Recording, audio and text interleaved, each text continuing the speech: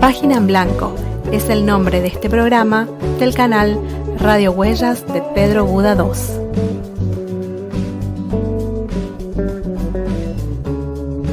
Bienvenidos al episodio 55 del programa. Soy Walter Rotella y este episodio va durante el sábado 29 de mayo de 2021 desde Montevideo, Uruguay. Nos acompaña, como siempre, Silvia Medina en la locución.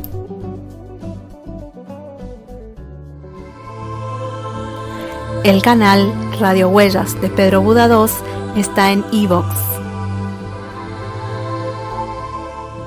En este episodio entraremos rápidamente a compartir el espacio charlando con el autor que está frente a la página en blanco, por la extensión de la primera entrevista que mantuvimos con el escritor argentino, oriundo de Villa San Marcial, provincia de Entre Ríos, y residente desde la década del 70 en la ciudad de El Colorado, Formosa, Argentina. Me refiero a Orlando Van Bredam. Antes quiero mencionar rápidamente que hace muy poco tiempo creamos el canal en YouTube de este podcast. Lo nombramos igual que el podcast, así como denominamos al blog asociado, es decir, Página en Blanco. En el blog hay un enlace para acceder al canal. Como se creó hace muy poco y debido a que el podcast no tiene una audiencia de millones, no es fácil que Google lo encuentre fácilmente, por lo que los invito a ir al blog para acceder con mayor rapidez. Este programa lo pueden escuchar en iVoox, TuneIn y en Spotify.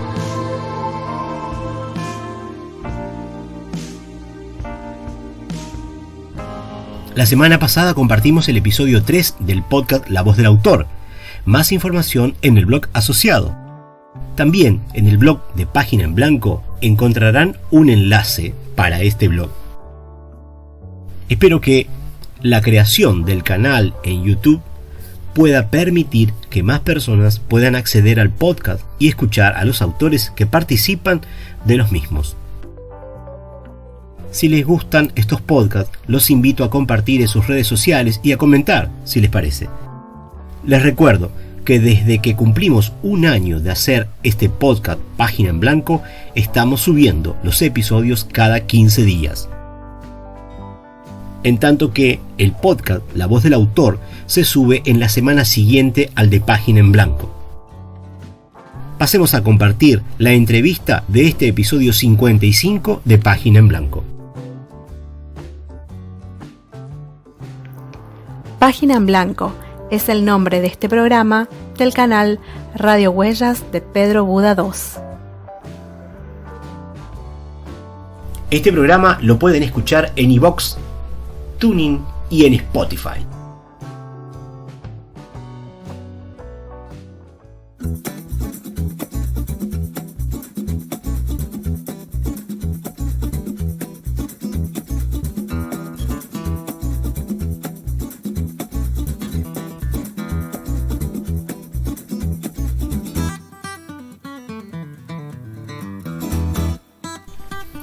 En el espacio charlando con el autor que está frente a la página en blanco, hoy recibimos a Orlando Van Bredam. Él nació en 1952 en Villa San Marcial, provincia de Entre Ríos, República Argentina. Reside desde 1975 en la ciudad de El Colorado, provincia de Formosa. Es profesor en castellano, literatura y latín. Además, es licenciado en gestión educativa por la Universidad Nacional de Formosa. Van Bredam es magíster en la enseñanza de la lengua y la literatura por la Universidad Nacional de Rosario. Es profesor titular de Teoría y Crítica Literaria y Literatura Iberoamericana en la Facultad de Humanidades de la Universidad Nacional de Formosa, UNAF. Publicó las novelas Colgado de los Tobillos, 2001, Nada Bueno Bajo el Sol, 2003, Teoría del Desamparo, 2007, La Música en que Flotamos, 2007 también, novela poética finalista del Premio Clarín Alfaguara, editada en la provincia del Chaco en 2009. Rincón Bomba, lectura de una matanza, 2009, una novela histórica, mientras El Mundo se achica es una novela biográfica de 2014. Nadie detiene las ambulancias, 2017, y en 2020, quizás después me corrija el autor, La secreta delicia de estar juntos. Además, los libros de cuentos, Fabulaciones, 1989, Simulacros, 1991, La vida te cambia los planes, un grupo de minificciones de 1994, al igual que Las armas que carga el diablo, también minificciones de 1996. Música de entonces, 2004, Las tumbas aéreas, 2012, La mujer sin ombligo, 2015. También en ese año apareció su antología personal de narrativa, No mires nunca debajo de mi cama. Por otro lado, los poemarios, La hoguera inefable, 1981, Los cielos diferentes, Premio Fray Mocho de Gobierno de Entre Ríos, 1983, Asombros y condenas, primer premio del concurso Rosalina Fernández de Peirotén de la Asociación Santafesina de Escritores, 1987, de Mi Legajo, primer premio nacional de poesía, y en fin, Clausurado por nostalgia, 2004, Lista de espera, 2010, Migración de tristezas, también de 2010. Y por si fuera poco, Orlando Van Bredam tiene obras de teatro, como Si el trabajo es salud, de 1994, es uno de sus títulos. Bienvenido, Orlando Van Bredam, a Página en Blanco. Buenas tardes, Walter. La verdad que te estaba escuchando y es muy exhaustiva tu presentación. Bueno, siempre halaga al escritor escuchar las tantas cosas que hizo, ¿no? Creo que, como decía Borges, he abusado de la literatura. No, al contrario, es bueno para nosotros los lectores poder tener tanto material. Según leí, has incursionado en varios géneros, ¿no? Literarios, poesía, cuentos, novelas, dramaturgia. Me interesa conocer sobre tu proceso creativo. ¿Cuán importante es investigar sobre un tema a la hora de escribir? Bueno, yo básicamente tengo, digamos, investigaciones cuando se trata de la impronta poética. Es un género con el que comencé a escribir. Pero, por ejemplo, en el caso de la novela, sí, como yo no tengo inclinación por el ensayo histórico ni social, sí, la novela, por lo general, Colgado en los tobillos, Rincón Bomba, son textos que me llevaron a tener la necesidad de investigar mucho sobre las fuentes que pudieran aportarme una base para la escritura. Claro. En ese caso sí, si bien el Colgado en los tobillos se publica en el año 2001, lo terminé de escribir en el 2000, un verano, sí, pero hubo 8 años previos, entre 1992 y 2000, en que yo fui acumulando toda la información que había en ese entonces sobre el Gauchito Gil. Que no era mucha, y por eso precisamente ve que existía la posibilidad de construir un relato de ficción, sí, apoyándome en lo poco que se sabía sobre Antonio Gil. Claro. Eso de Rincón Bomba, El disparador, fueron al revés, fueron textos históricos que ya empezaban a aparecer, gacetitas, los diarios. En la novela yo lo que hice fue desplegar esos textos, mostrárselos al lector, y contener el punto de vista, que es alguien que lee, sí, como si el lector fuera armando su propia novela. Claro. Creo que ese fue el gesto mío, es decir, yo no soy historiador, no soy periodista. Esto es lo que leí sobre Rincón Bomba. Claro. Lo hice un poco para zafar de aquellas críticas que tenían que ver con la posibilidad de la veracidad de los hechos. Por eso no es una novela, yo diría, fundada en fuentes seguras, ¿no? Tenía toda la incertidumbre propia de una historia que todavía no está cerrada, es una historia abierta, durísima, claro, ¿no? Sí, muy dura. Eso es lo que me gusta mucho. Yo ahora, en cuarentena, ¿no? A raíz de que no puedo dar clases presenciales y puedo estar más tiempo en mi casa, sí, y organizar mejor mis tiempos de escritura y de lectura, veo que la novela ha sido una compañera, ¿no? En estos 2 años casi. Sí. Escribí 2 novelas, he abusado de nuevo. Claro. Yo creo que la novela es un lugar de reflexión. Ajá. Y hermano Walter, de todas las formas posibles de la literatura. Claro. La novela absorbe todos los géneros. En una Permite. novela puedes incluir poesía, ya lo hicieron Cervantes en el Quijote. Sí. Puedes incluir otros textos, como el mismo Quijote, que es la gran novela moderna, ¿no? Es un hipertexto que alberga muchísimos otros textos, ¿no? Claro, claro. Es como si estuviéramos abriendo ventanas hoy de una página web. Claro. Y yo creo que eso es lo que a mí me entretiene de la novela, ¿no? Ajá. Y está en mí. Yo ya tengo casi 70 años. Sí. He estado trabajando sobre la relación entre lo íntimo y lo público, ¿no? Claro. Aquello que nos pasa Sí. en el lugar del encierro de la casa y cuando salimos al mundo.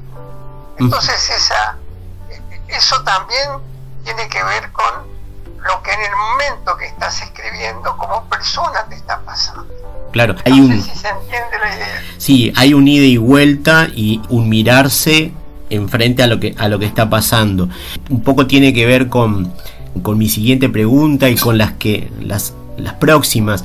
Yo te iba a preguntar, en tu escrituras has tratado temas fuertes, profundos, sobre lo que algunas personas quizás prefieran no tocar, como la muerte de originarios en las tierras de Formosa o como sucedió en Chaco. Entonces la pregunta era, ¿qué aporta la ficción a la sociedad sobre estos asuntos que el trabajo de investigación periodística o histórica no aporta?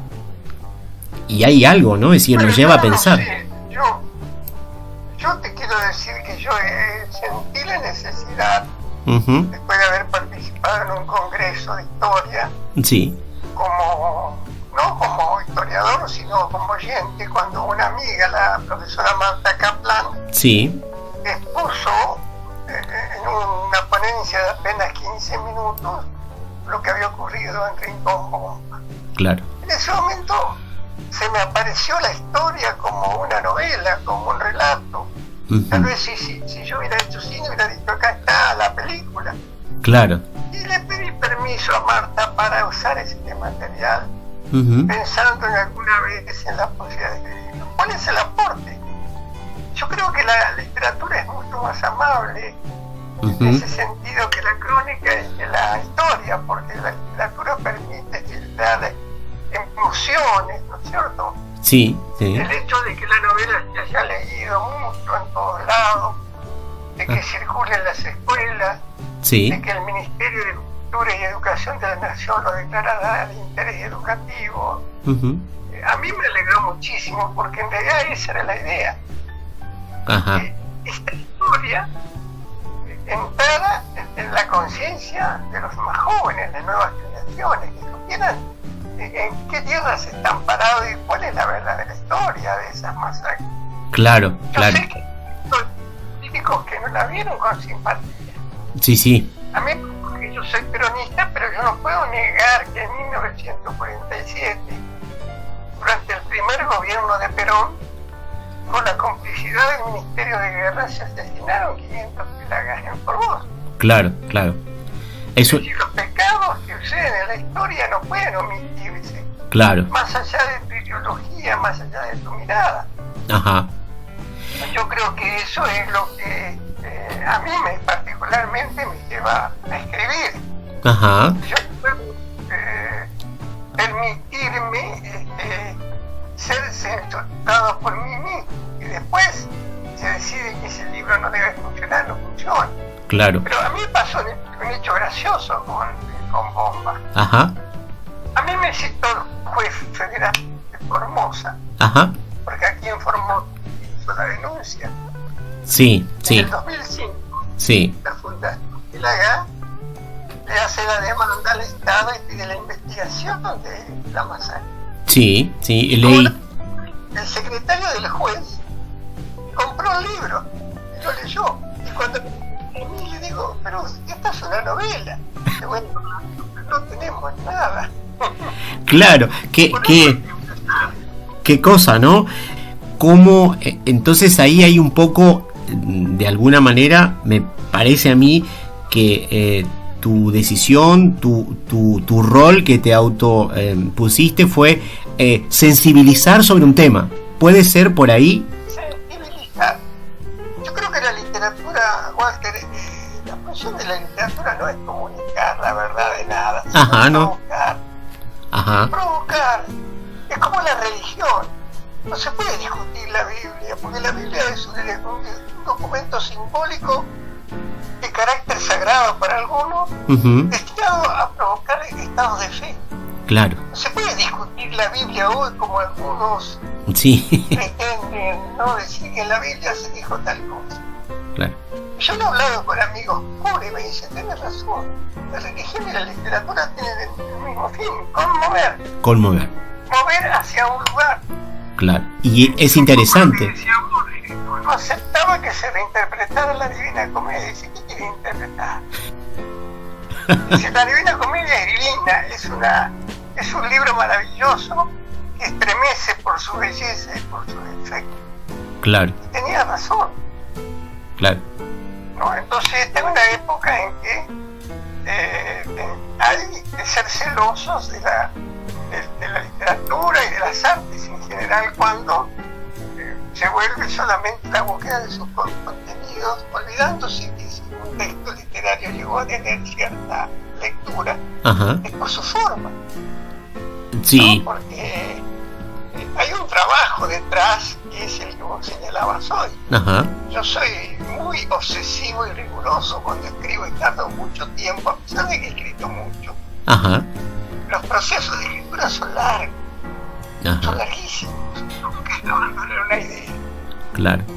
Nunca abandono una idea que si yo hace 10 años atrás nació de golpe y va creciendo ahí como una plantita hasta que de golpe yo ya sé hacia dónde se dirige. Página en Blanco es el nombre de este programa del canal Radio Huellas de Pedro Buda 2. Este programa lo pueden escuchar en iVoox, Tuning y en Spotify. Entonces hay un proceso interno largo y que en un momento decanta. Un proceso interno largo. Antes yo esto lo plasmaba en una carpeta, en un cuadernito. Claro. Ahora es como si mi cabeza ya estuviera adiestrada para diseñar. Ahí está. Internamente hacia dónde voy, ¿no? Claro. Porque también hay un oficio en la escritura, eso no lo podemos negar. Para resolver un texto no son las mismas que tenía cuando intenté muy joven escribir una novela, ¿no? Claro. Género difícil, porque decía Coetzee, es como cargarse al mundo en las espaldas y estar soportando su peso. Claro. Entonces, en ese formarse del escritor hay una parte de formación intelectual, pero también hay una formación de trabajo, ¿no? De proceso propio, ¿no? De proceso propio. Exactamente. Es que terminar de escribir una novela, Walter, ya es una hazaña. Sí. Porque generalmente la gente escribe poesía, escribe textos breves, postea hermosos textos en Facebook. Pero una novela ya supone un trabajo de larga duración, de largo aliento. Claro. De tal manera que tenés que abandonar. Claro. A veces, el primer logro es terminar de escribir. El segundo, que te guste. Sí. El tercero, que tengas la paciencia de corregir. Claro. Y el cuarto, que te animes a participar en un concurso o a publicarla. Entonces, es, yo diría, una prueba de trabajo. De trabajo. Vinculado al anterior, y según leí, más allá de tu actividad docente que desarrollas en la UNAF, desarrollas talleres fuera, ¿no? Talleres de escritura fuera, y quería preguntarte por qué o cuál es la importancia de que la sociedad cuente con personas que se formen, que desarrollen la lectura, la escritura, la creación de ficción. ¿Qué nos permite el desarrollo de la ficción como sociedad? Bueno, yo, si se puede, ¿no? Los talleres literarios los comencé como una inquietud paralela a mi tarea docente, porque como era profesor de letras en la Facultad de Formosa, sí, había chicos que me consultaban, ¿viste? Cuando los chicos ingresan en la carrera de letras pensando que van a ser escritores. Ajá. Y había profesores que le decían, no, acá vienen a ser profesores. Entonces había chicos que me decían, profe, yo les puedo mostrar lo que estoy escribiendo. Claro. Entonces le decía, sí, bárbaro, le digo, después que terminan la clase nos vamos a un salón desocupado y nos juntamos. Claro. O sea, ellos provocaron ese deseo, eran unos 6 o 7 chicos y chicas, con el mate nos juntábamos después de clase. Claro. Y cuando éramos más o menos unos 10, 12, ya elegimos ir a una casa también. Después, en el año 2004, 2005, lo trasladamos a una librería, librería Gualamba de Formosa. Ah, sí, la conozco. Después de clase, yo los miércoles entre las 20 y las 22, iba con un grupo de gente muy heterogéneo, muy heterogéneo. Claro. No había un proceso porque todos los miércoles cambiaba el auditorio, cada clase tenía validez en sí misma. Ajá, ajá. Fíjate que comenzábamos con la lectura de un cuento, porque el autor invitado es Abelardo Castillo, vamos a leer este cuento. Ajá. Después que leíamos venía la charla sobre el texto, ajá, no desde el lugar del lector o del docente, sino del que va a escribir. Ajá. ¿Qué bondades le ven a este texto? ¿Qué les pareció interesante desde la escritura? Y a veces algunos muy motivados escribían, pero no era necesariamente esa la idea. Claro, claro. Después, ya en el 2010 el CFI me ofreció la oportunidad de un taller de narrativa. Ajá. Entonces ahí sí yo lo pauté, lo sistematicé. Claro. Lo llamé siempre taller de lectura y escritura. Previamente había que leer un corpus de varios textos de autores consagrados. Ajá. O cuentos muy distintos. Había autores argentinos, mexicanos, uruguayos, norteamericanos. Claro. Bueno, los más conocidos, ¿no? Salinger, Borges, Rulfo, Boccaccio, claro, Cortázar. Entonces había 10 cuentos que había que leer y trabajarlos previamente a lo que va a ser después la escritura. Claro. Y lo hice, para decir, lo hice en Resistencia, lo hice en San Peña, debes acordar, lo hice en Corrientes, en Virasoro, lo hice en Goya.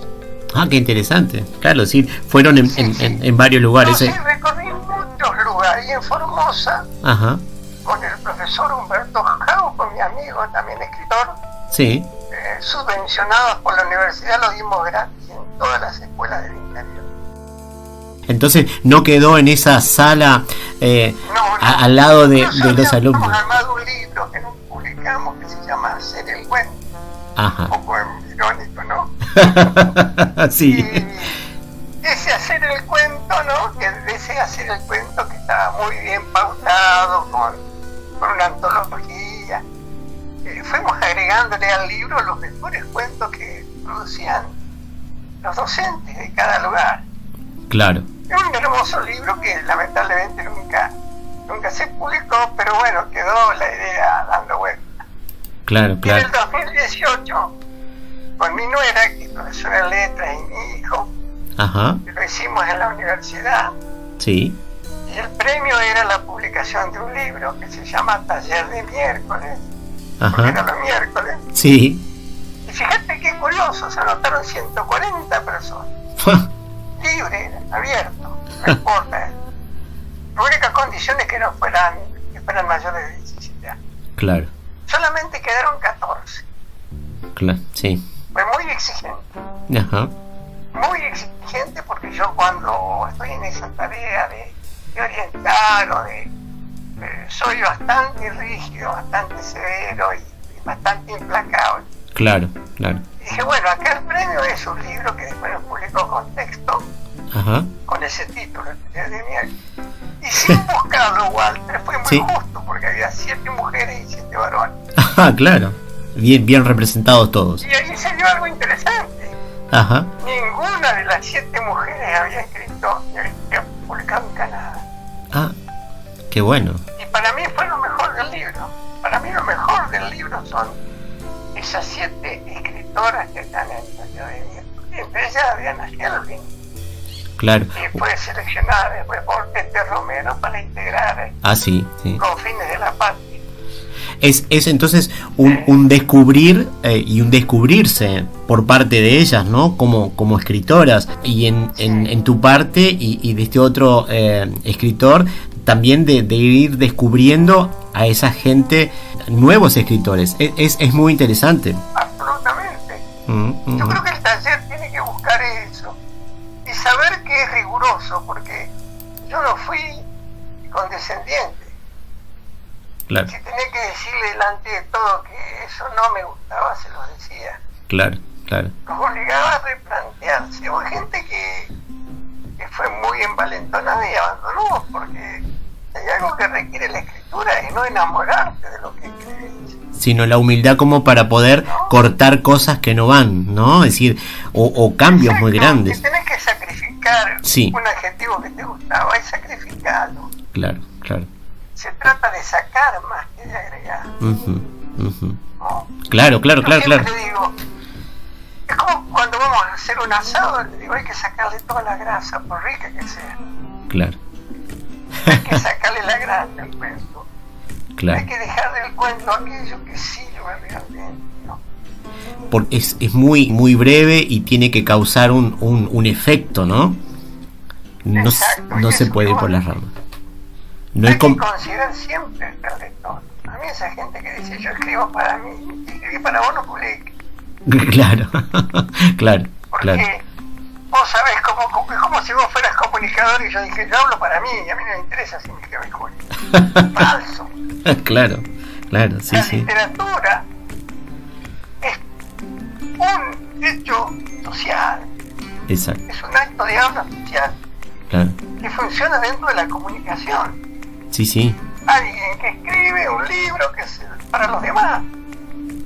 Entonces, eso de a mí no me interesa, ¿cómo no te va? Va dirigido a alguien, ¿no? Es decir, Exacto. Una vez le preguntaban a Saramago que ¿usted para quién escribe? Para vender muchos libros, listo. Sí. Pero usted es artista, sí, pero el libro es un objeto y quiero que se venda. Claro. Si no se vende, ¿quién me va a leer? Claro, sí. Entonces hay que romper muchos prejuicios, sobre todo yo nunca me metí con la poesía, fíjate que escribo poesía, amo la poesía. Ajá. Me han pedido talleres de poesía y digo no, porque yo no tengo todavía la idea de cómo planificar un taller de poesía. Claro. Porque la poesía exige ciertas condiciones previas que se tienen o no. En claro. cambio, narrar un texto, un relato, es lo que hacemos todos los días, contar algo. Se puede escribir la técnica. Claro. No digo que vas a escribir como Rulfo ni como Borges, pero vas a incorporar técnicas para narrar, que es lo que se hace en el taller.